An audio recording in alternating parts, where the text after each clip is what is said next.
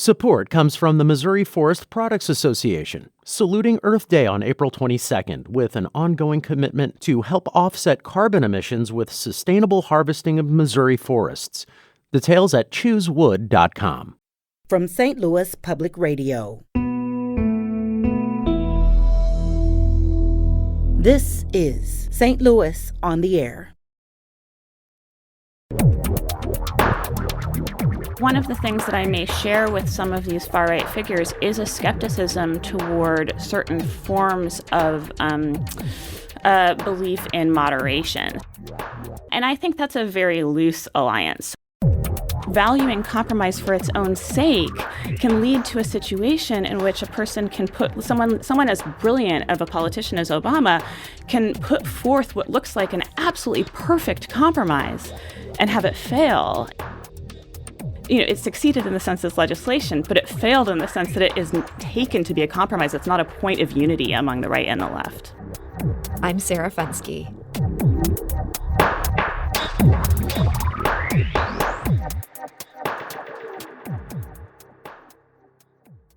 Rachel Greenwald Smith wants to talk about compromise, the compromises we make in politics, and why those are often perceived as a good thing, the compromises we make in art. That's the focus of her provocative new book of essays. It's called On Compromise, Art, Politics, and the Fate of an American Ideal. Rachel Greenwald Smith is an associate professor of English at St. Louis University, and she joins us today. Rachel, welcome. Thanks so much. It's great to be here.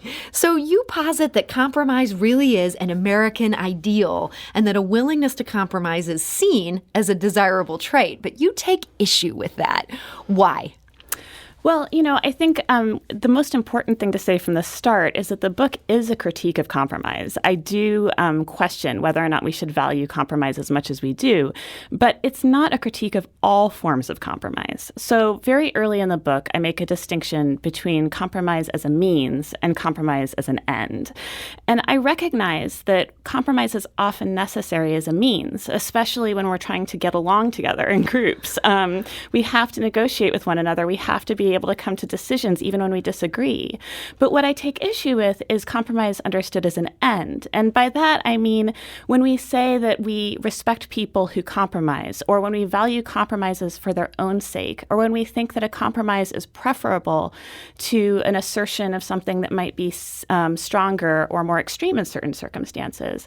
And I don't think we should make that automatic judgment. I think that there are times when things that aren't compromises are actually preferable to things that are. So give us an example. What's something where there's no compromise, and that's a good thing? Well, I mean, my background is as an art critic and as a literary critic. And so I first saw this in works of literature. If you look at what was happening in literature in the 20th century and where some of our greatest works of literature came from, they came from really extreme experiments. So I'm thinking about some of the great avant-gardist works. I'm thinking about modernist works like works by people like Virginia Woolf, like Richard Wright, like James Joyce. These are all artists who took on projects that were absolutely uncompromising, that attempted to challenge us in ways that we had never been challenged before. And what I saw around me in the contemporary art environment when I started working on this book was that increasingly writers who I was in conversation with didn't believe that such experiments were possible anymore. And part of the reason they didn't believe that such experiments were possible anymore had to do with the way that the literary market worked, had to do with the way that publishing worked. And so I sort of set out on a journey when I was writing this book to understand what the political, economic, and social circumstances were that made it such that writers weren't capable of thinking about such projects as possible anymore. And that took me beyond the realm of art and into a whole lot of other domains that frankly surprised me as I was going along. And frankly, I'm a little surprised to hear that's where this began, because the book starts, if you pick it up and start reading, you're reading about the politics first, and then we learn to maybe understand some of what we're thinking about politics through the lens of art. You started looking at this through the lens of the art. That's right. I mean, I am a scholar, and I had already written a book of scholarship, and I thought I was writing a second book of scholarship. But once the examples once I started focusing on compromise, I started seeing these examples all over the place, and that took me outside of my comfort zone as a scholar, and it made it necessary to think about publishing a book that was absolutely not a not a work of scholarship. I mean, this book is a work of very, I hope, accessible essays that are personally grounded, that are taking on topics that are, I think, of urgent importance to a lot of us. So I did learn a lot about art reading this book. You introduced me to some figures that I wasn't familiar with. You helped me understand ones that I was familiar with in much different ways. But throughout the book, I would say the one through line that I kept coming back to is this is really a critique of liberalism. And when you say liberalism, you don't mean it in the sense that a Fox News viewer might say liberalism. So let's start to make sure we're all on the same page here. When you're critiquing liberalism, what are you critiquing? I'm critiquing the sort of foundational American value that tells us that we should strive to be free, autonomous people. And freedom, obviously, is a complicated topic. Many political theorists have taken it on. I believe in freedom in many ways, but the ways in which our valuing of freedom as a liberal society can turn over into something like sheer individualism is troubling to me. And compromise is associated to liberalism as a value, insofar as liberalism, aside from valuing liberty, individualism, also tends to value moderation, forms of rational discourse, forms of sort of a compromise for its own sake. And so one of the ways that I take on liberalism in the book is by extracting this value compromise and seeing what I can do with it to understand liberalism as a broader value. So this ends up putting you in some strange company. It's fair to say from reading this book that your politics are progressive, left-leaning politics. And yet this critique of liberalism, you have a lot in common with Senator Josh Hawley. And I'm glad there's plexiglass between us, because I'm afraid you'd otherwise be tempted to lunge at me based on everything I've read about your thoughts on politics. Do you see that? Well, I mean, I do end up engaging with some figures from the right in the book, I think very critically. But one of the things that I may share with some of these far-right figures is a skepticism toward certain forms of belief in moderation. So I think that, I think that's a very loose alliance. So one of the figures I talk about in the book is the Nazi political theorist Carl Schmitt. And I just have to cut in here. You know, we're sort of reading, you're quoting him, and we're saying, wow, he's making some good points. And then you come right out and say, this guy's a Nazi. Yeah. And I mean, I'm not the first leftist to use Carl Schmitt. There are many, many left political theorists. Chantal Mouffe, who I use a lot in the book, is also, I think, considers herself a Schmittian. His major insight is to see politics as a confrontation between friends and enemies. And that's the concept of his that I pick up. But one of the things that the first person form allows me to do in this book of essays is to really think about what it means to draw a concept like that from a figure like Carl Schmitt. I mean, it's very, very common among political theorists to do so and just sort of take off and use his critique of liberalism to leftist purposes. And I dwell on the problems and the ambivalences that I have to face when allying myself with him, even temporarily. And I do ultimately depart from him as well. For sure. As the granddaughter of Holocaust survivors, I take it very seriously to entertain thoughts from somebody who had his positions.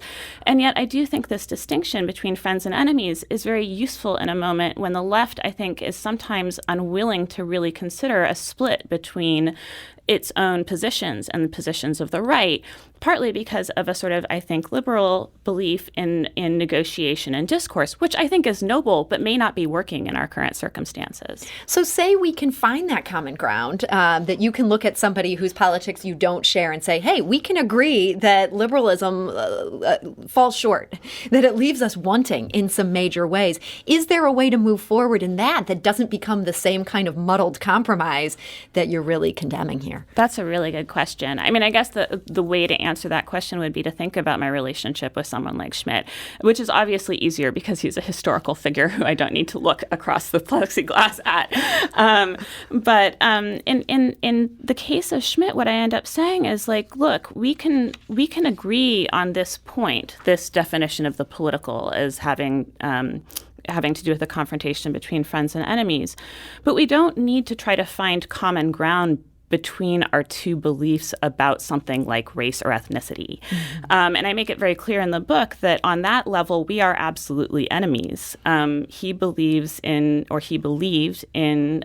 racist political philosophy and ultimately in the extermination of people like me.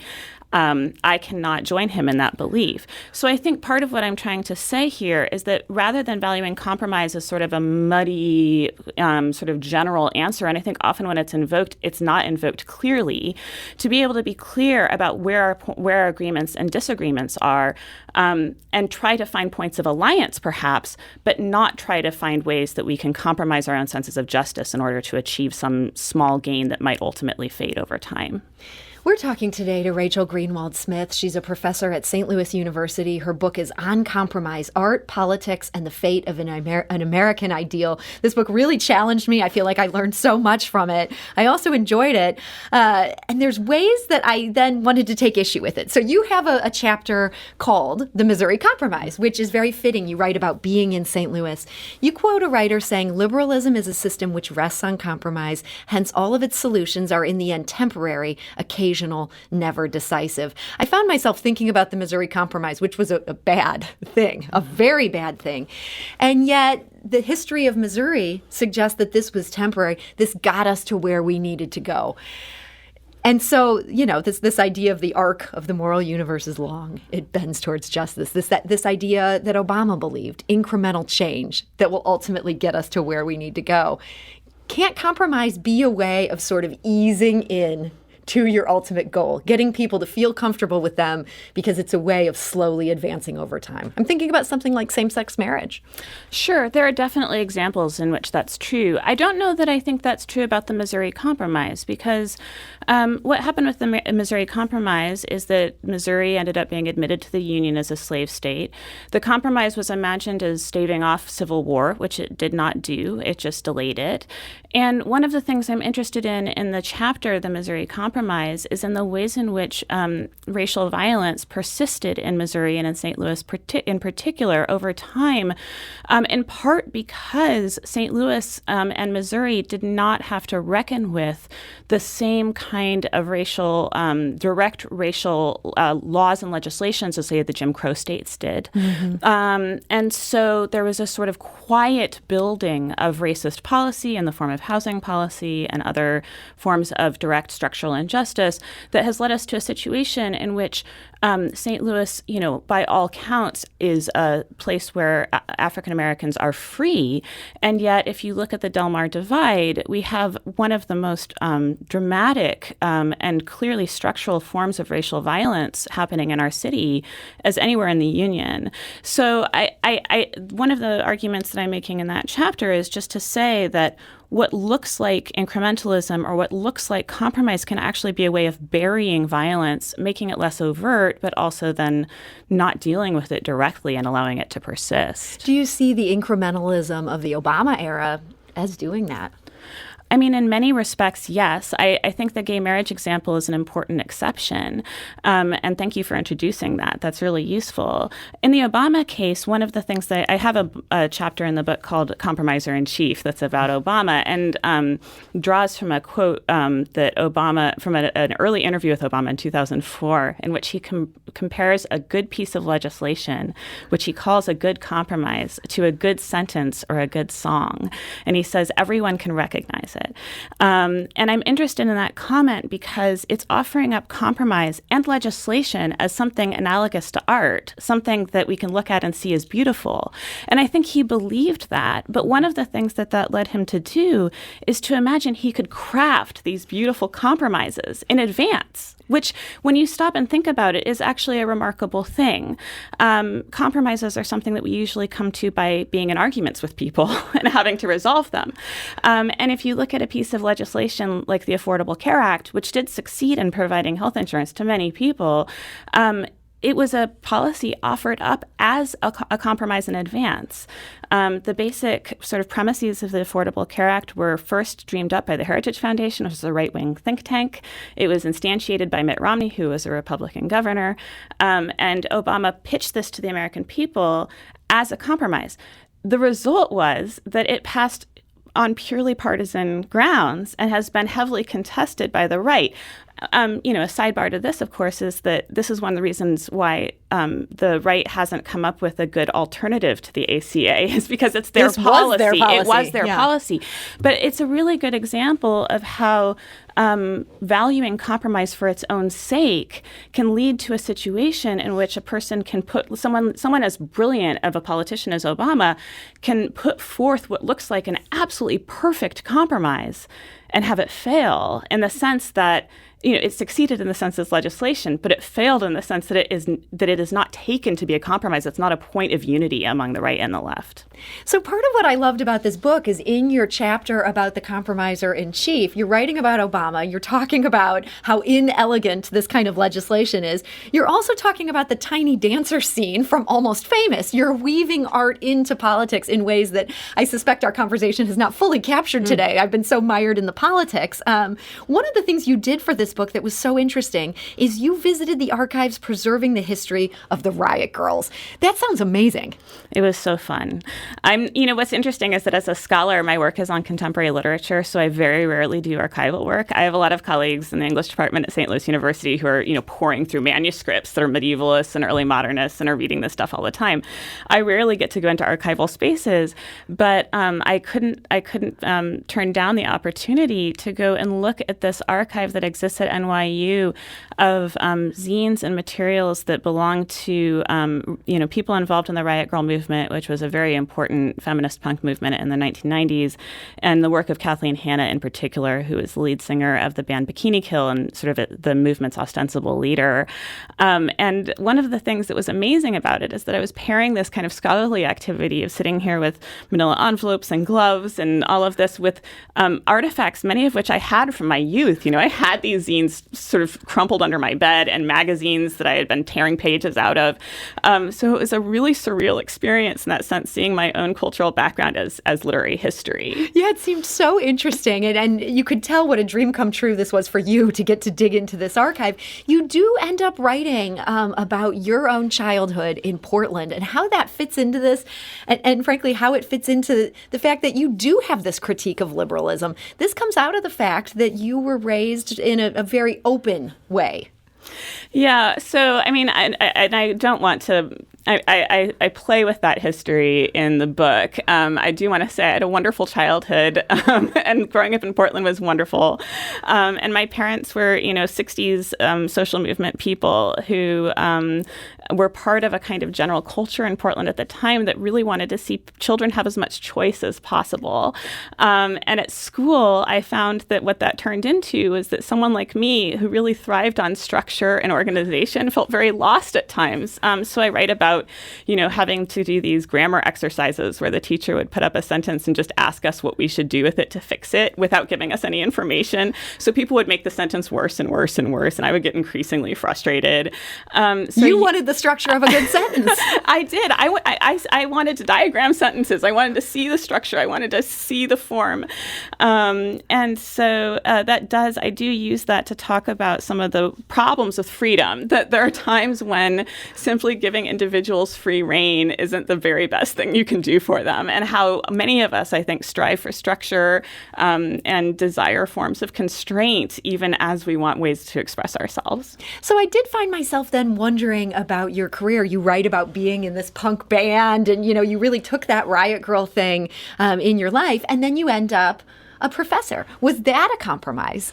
Oh, that's a really good question. I don't know that it was a compromise exactly. I wanted to be a professor first, and then I joined the band because a dear friend of mine asked me to, and I wanted to hang out with her, so I decided to do it. That's a great reason to join a band, honestly. Maybe the best reason to join a band. Yeah. So I don't think being a professor was a compromise in terms of leaving the band to do it, and certainly being a professor these days is not an easy thing to do. It's sort of like deciding to become a major league athlete or something like that. There just aren't that many tenure-track jobs. So a person has to, really commit. So that didn't feel like a compromise. I will say that being a professor and especially now, I'm also the director of graduate studies for our English department at St. Louis University. Being an administrator, especially, puts me in the scene of compromises a lot. I need to negotiate my own relationship to institutions. That was true simply in order to get tenure. It's definitely true trying to negotiate funding and things like that for graduate students. And that really, I think, helped me write the book, because I did approach the book at first when I started out looking mostly at works of art. Looking at the history of punk and the avant-garde, it's quite easy to just say, what's with all these compromises? We need uncompromising attitudes. We need uncompromising art. And I still believe that on the level of art. Being in the scene of institutional negotiation makes things much more complicated. And I think that really helped me with the political valences of the book be much more specific about what I wanted to target in my critique of compromise. And I think the last thing to say before we run out of time about that is also that it made it really important to me to make a distinction that I hope I make clearly in the book between the sort of structures and forces that lead us to value compromise and that often put forward compromise as a value in our lives, and individuals who get forced into situations in which they must make compromises. Mm-hmm. I very much target my critique at the former and not the latter. One of the reasons I put myself in the book so much is to demonstrate the sort of bad feelings and ambivalent relationships that most of us end up having in so many aspects of our lives as we have to make compromises, because the world demands that of us. Mm-hmm. And if there's hope in the book, it's for a world that maybe doesn't demand such awful compromises from us, that gives us more opportunities for justice, that gives us more resources so that we can more easily make compromises that don't feel so dire. Well, Rachel Greenwald Smith, you just stated that so well. That's actually the perfect note to end on. I just have to ask one last very quick question because we are almost out of time. This book got such a great write-up in The New Yorker. That must have just felt like a dream come true. Oh, it absolutely was. Yes. Well, Rachel Greenwald Smith, thank you so much for joining us today. Thank you so much. And that book we've been talking about, that's On Compromise, Art, Politics, and the Fate of an American Ideal.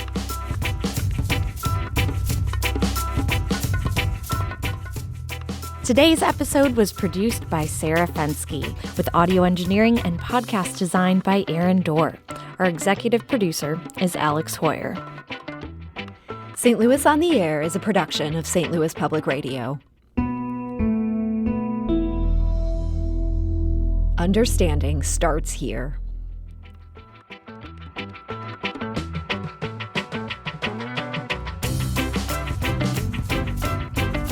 Do you find yourself regularly listening to episodes of St. Louis on the Air?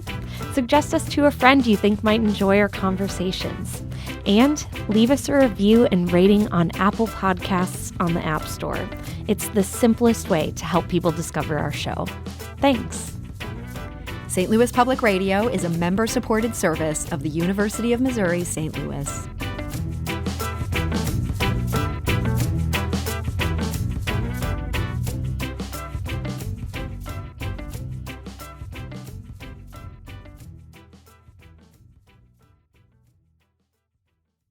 Support comes from the Missouri Forest Products Association, saluting Earth Day on April 22nd with an ongoing commitment to help offset carbon emissions with sustainable harvesting of Missouri forests.